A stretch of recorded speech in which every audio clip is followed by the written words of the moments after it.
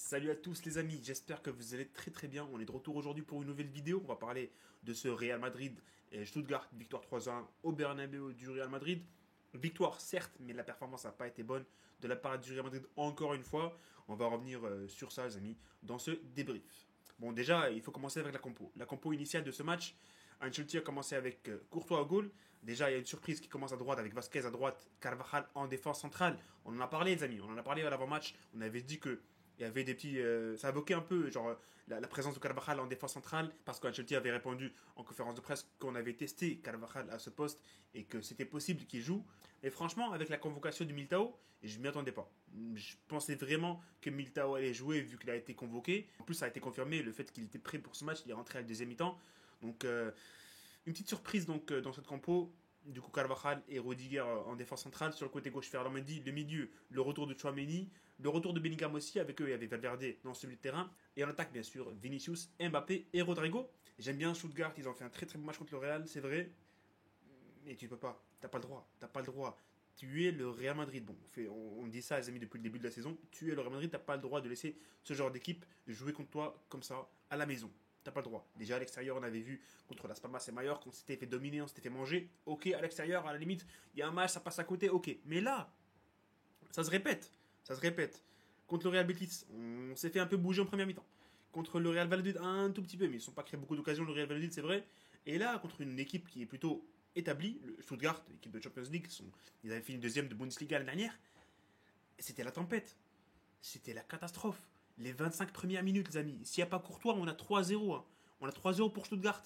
Courtois, il a littéralement sauvé le Real Madrid à 4 ou 5 reprises dans cette première mi-temps. C'est incroyable, c'est incroyable. Je crois qu'il y a la transversale aussi en première mi-temps. Il y a eu énormément d'occasions pour Stuttgart pour aller chercher le premier but en première mi-temps. On a été très chanceux. On a été très chanceux dans la continuité des derniers matchs. On a vu contre la Real Sociedad, il y a la barre qui nous sauve 3 fois. Là, ça nous a sauvé une fois contre cette équipe de Stuttgart. La frappe de Undav qui a été contrée par Carvajal, qui a fini du coup sur la transversale. Les 25 premières minutes, zéro occasion pour le Real. Peut-être il y a une frappe de Mbappé, bien sûr, comme d'habitude, sur le gardien, mais à part ça, il y a quoi?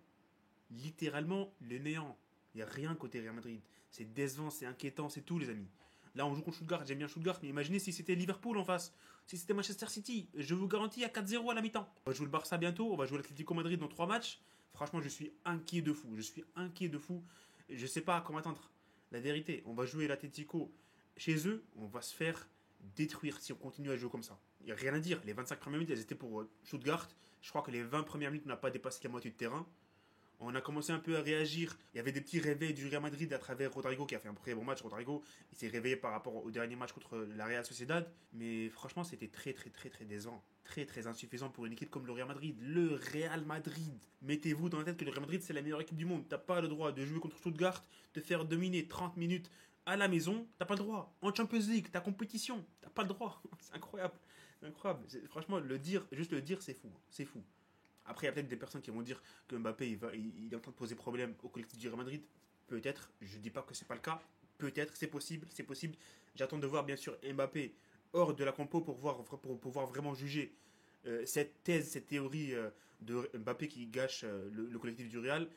Mais pour moi, c'est vrai qu'il y a une petite vérité dans cette histoire parce que Mbappé il est venu, l'année dernière il n'était pas là, et là il est là, on est en train de galérer. Mais j'ai pas envie de mettre tout sur la tête de Mbappé. Déjà qu'il est catastrophique, j'ai pas encore mettre le fait que Real Madrid soit catastrophique à cause de Mbappé. Tu vois ce que je veux dire? Donc, j'ai envie de voir ce que la Real Madrid pourrait faire sans Mbappé dans les matchs à venir. Potentiellement, mais ça risque de jamais arriver, les amis, parce qu'on connaît Ancelotti. Il a ce pistolet sur la tempe de Florentino Pérez. Il le sortira jamais de la compo.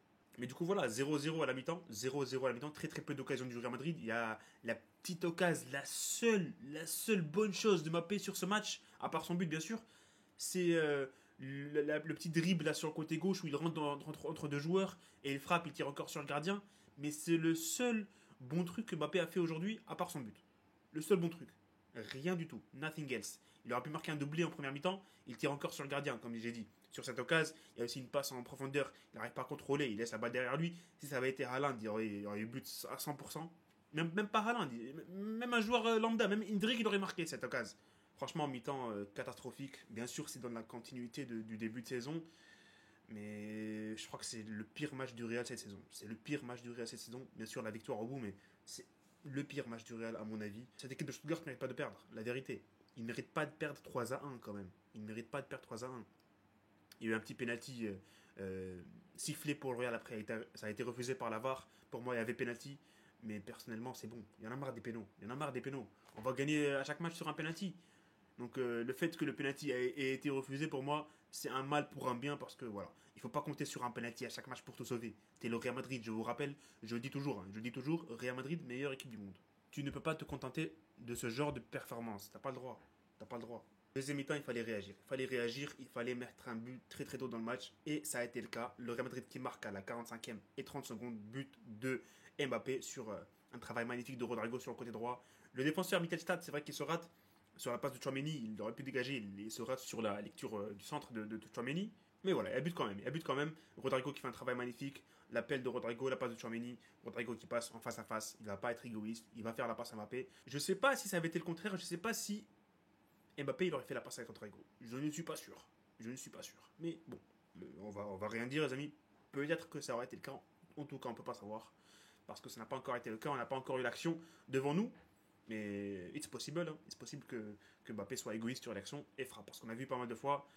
Bon, j'ai vu ça, quelques compilations avec Neymar, avec le PSG, où il y avait Neymar à pas mal de reprises tout seul, et Mbappé préfère jouer tout seul et tirer tout seul. Bon, c'était une petite parenthèse par rapport à Mbappé. 1-0 pour le Real Madrid à la 46e. C'est vrai que le Real Madrid a réagi, c'est vrai que le Real Madrid a été meilleur en deuxième mi-temps, c'est vrai que les 15 premières minutes de la deuxième mi-temps, on était bon. Il y a eu pas mal de cases pour le Real Madrid, mais voilà, manque d'efficacité comme d'habitude.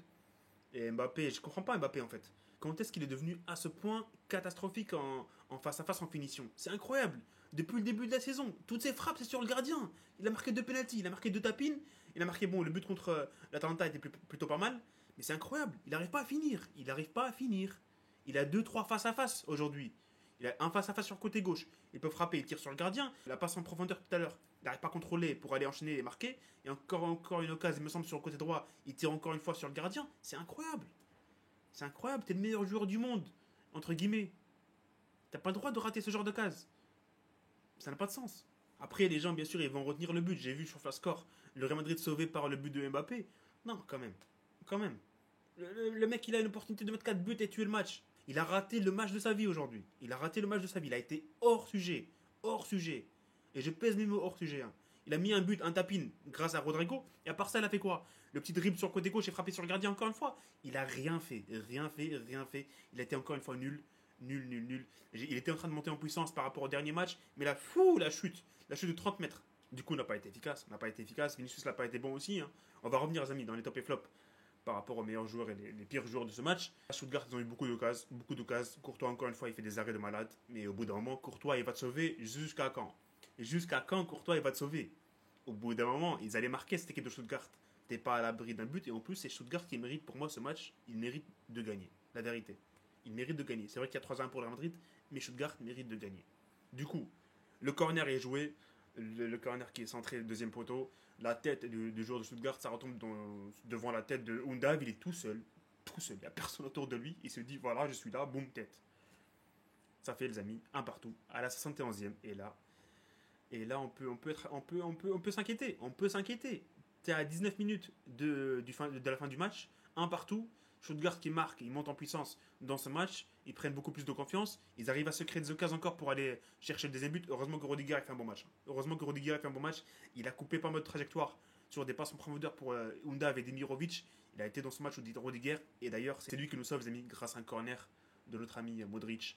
Et voilà, but de Rudiger, le gardien il se rate un peu sur la sortie, mais but de Rudiger quand même. Il a été décisif en défense, il a été décisif en attaque, il a fait son match. Rudiger, pour moi, il fait partie des tops, bien sûr, je vous spoil dès maintenant, mais c'est un des meilleurs joueurs sur le terrain aujourd'hui. Et voilà, victoire du Real Madrid 2-1. Bon, là, ils ont plus beaucoup de temps pour revenir dans le match, nos amis de Stuttgart. Il y a Hendrik qui rentre à la 82e, les amis. Tac, tic, tac. Impact immédiat. Boum, golasso de malade. On n'en parle plus de ce match. C'est incroyable. Ce joueur, franchement, il est incroyable. Il a battu un record. Je crois que c'est le plus jeune joueur à avoir marqué en match de Champions League. C'est quoi ça? C'est quoi ce Jugador, les amis? Il faut commencer la propagande. Il faut lancer la propagande. Hendrik, titulaire au Real. Surtout après avoir vu les récentes performances de Mbappé. Mais en vrai, le but il est incroyable. L'insolence de Hendrik, les amis, elle est incroyable. Il y a Mbappé à sa droite, meilleur joueur du monde. Vinicius à sa gauche, meilleur joueur du monde. Ils sont mieux placés que lui en plus. Il y a Valverde à sa gauche, le meilleur joueur du Real depuis le début de la saison, pardon. Il y avait aussi Arda Güler avec lui. Hendrick se dit quoi? I am Hendrick, I am Bobby Charlton. Boum, missile intergalactique les amis. Le gardien à la touche ne peut pas faire grand chose. Il est complètement déstabilisé. Il ne s'attendait pas à la frappe du tout, le gardien de Stuttgart, Nubel. Et quel but, hein. Hendrick, franchement, impact immédiat. J'aime bien ce joueur. Franchement, il est en train de commencer à devenir un chouchou du Real Madrid. Et voilà, hein. Franchement, s'il continue à marquer comme ça, il va marquer des points. Et il va être demandé par les supporters du Real Madrid. Et c'est ce qu'on veut voir. On veut voir Hendrick titulaire, les amis. En tout cas, on ne peut pas voir Hendrick jouer 10 minutes en fin de match. C'est ça, en fait. On ne peut pas voir Hendrick jouer 10 minutes en fin de match. Il faut qu'il joue beaucoup plus. Minimum 60 minutes, je sais pas moi, 45 minutes, 30 minutes. Mais en tout cas, on veut voir Hendrick davantage. On reste sur notre fin, en vrai. Il rentre, il met un but. Imaginez s'il jouait un match entier. Imaginez. Bon, tout ça pour vous dire que Hendrick, les amis, c'est un crack. C'est un crack et il mérite de jouer beaucoup plus que 10 minutes, 15 minutes. Donc voilà, fin du match, les amis, fin du match. Merci Hendrick, merci Rudiger, merci Rodrigo et merci Courtois pour cette victoire. Le Quatuor qui a sauvé le Real Madrid d'aujourd'hui. La victoire grâce à eux, les autres ils ont été pas bons. La vérité, hein, la vérité. Et c'est pour ça, les amis, qu'on va directement passer à la catégorie top et flop. On commence par les tops, je vous ai donné le top. Les trois, Courtois, Rodrigo et Rudiger. Bon, Hendrick, j'aime bien la mention honorable, mais il n'a pas assez de temps pour être inclus dans les tops pour moi. Donc Courtois, voilà, indispensable. Courtois, il sauve l'équipe à plusieurs reprises. Il y a 4, 5, 6 parades. Bon, je dois regarder la stat, bien sûr, mais je crois que c'est minimum 5 parades. Parce que à la 25e minute, il y avait 60% de possession pour les amis de Stuttgart. Il y avait 5 tirs cadrés, je crois, pour Stuttgart. 5 parades de Courtois, un truc comme ça. C'était incroyable. Courtois, franchement, il nous a fait des parades de malade aujourd'hui. En deuxième mi-temps aussi, il a été répondu présent. Donc, ça doit être aux alentours de cette parade décisive aujourd'hui, Courtois. Pour moi, l'homme du match. Incroyable Thibaut Courtois, la performance aujourd'hui au goal. Le deuxième top pour moi, c'est Rodrigo, les amis. Voilà, Rodrigo qui est de retour, les amis. Il avait complètement raté son match contre la Real Sociedad. On l'a attaqué, on l'a mis dans les flops. Il nous a rendu une copie catastrophique. Mais c'est ce Rodrigo qu'on veut. Rodrigo, édition Champions League. Édition limitée. C'est incroyable, il est trop fort en Champions League. Ça devient R9 en Champions League, il est trop fort. Il a perdu aucun duel, je pense. Il est trop fort. Il a fait une masterclass aujourd'hui. En plus, il fait la passe décisive pour Mbappé. C'est pas une passe décisive, c'est un cadeau. C'est un cadeau, littéralement. C'est un cadeau pour Mbappé. Il n'a plus qu'à pousser la balle au fond des filets, Mbappé. Et quel travail. Il mérite un petit but, Rodrigo, aujourd'hui aussi. Mais dommage, il a eu des occasions, mais ça n'a pas été conclu. Donc Rodrigo, deuxième meilleur joueur pour moi sur ce match. Et troisième, c'est Rudiger, comme j'ai dit, les amis. Décisif en défense, décisif en attaque. Qu'est-ce que tu veux de plus? Qu'est-ce que tu demandes de plus? Il marque le but en plus de la victoire, le 2-1. Et Rudiger, merci beaucoup pour cette victoire, franchement. Sans toi, franchement, sans Rudiger et sans Courtois aujourd'hui, je pense on coule. Hein. Je pense que le navire, il coule. Je pense vraiment. Il y a genre 4-1, 5-1.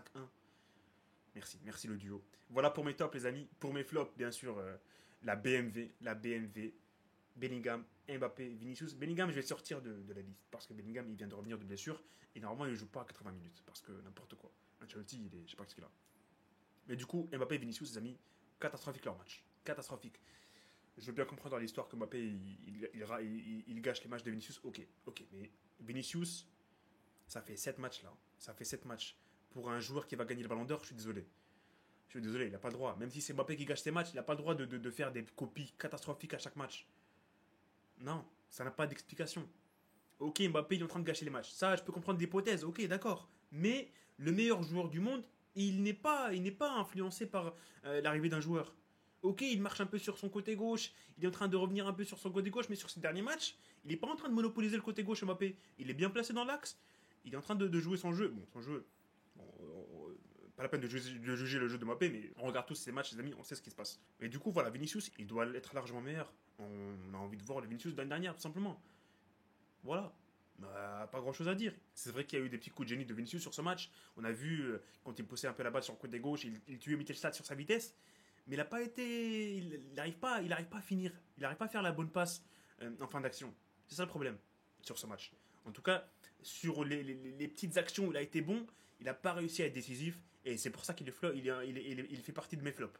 Il n'a pas été bon, tout simplement. Il a eu des petits coups de génie, mais au final, ça n'a pas été décisif. Ça n'a pas apporté, ça n'a rien apporté au Real Madrid. Donc voilà. Et le troisième flop pour moi, il y en a un quatrième. Le troisième flop, c'est Lucas Vazquez. Lucas Vazquez, les 45 minutes. Après, Lucas Vasquez, bon, je lui en veux pour sa performance catastrophique en première mi-temps. Il n'y a peut-être pas ses références à Carvajal, défenseur central, j'en sais rien. On ne va pas juger Vasquez sur ce match parce que Vasquez, pour moi, c'est un couteau suisse. Il peut dépanner à tout moment. On ne va pas s'attendre à des masterclass de Vasquez. Déjà, il ne joue même pas à son poste. D'habitude, c'est un ailier droit. Donc, même s'il s'est reconverti en arrière droit, on ne va pas revenir sur la performance de Vasquez. Il a joué 45 minutes. Pour moi, le fautif, c'est Ancelotti. Normalement, Carvajal ne joue pas défenseur central. Carvajal, il est là, il joue arrière droit. Déjà, tu perds un changement avec l'entrée de Militao à la 45e. Tu veux faire jouer Militao, fais-le jouer dès le début. Ça n'a pas de sens. Ça n'a pas de sens. Pourquoi tu le sors à la 45e Vasquez, fais jouer Militao à son poste, Carvajal à son poste, on est content, c'est bon, tranquille. Et les changements, explique-moi les changements. Explique-moi les changements. Ça n'a pas de sens. Ça n'a pas de sens. Tu sors le meilleur joueur sur le terrain à la 71e, 75e.